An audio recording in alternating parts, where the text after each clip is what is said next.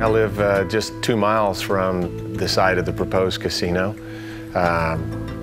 Family, property values are something that I'm sure will be affected.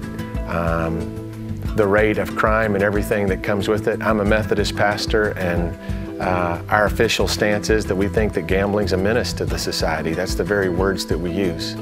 And we do that not because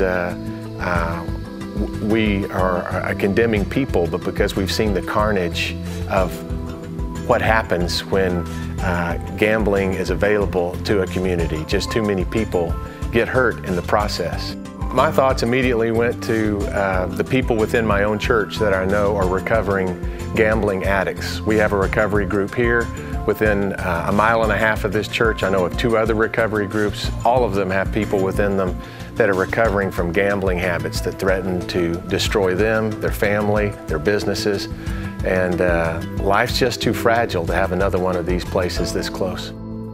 My thoughts for the larger community is that this is not a done deal, as so many people would have proposed that it is. That your voice does matter and that it needs to be heard. And people are listening. Our congressional representatives are listening, and intervention is still possible. I think people may misunderstand by being against the casino that somehow we are anti-Native American or against tribes, and that's not the case. My church, at least, is very supportive of the Indian culture and wants to champion their rights to sovereignty.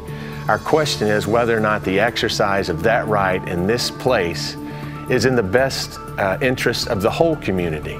And we think as neighbors that support the Indian tribes that their sovereignty should be used also in partnership to create the best possible community and the strongest communities.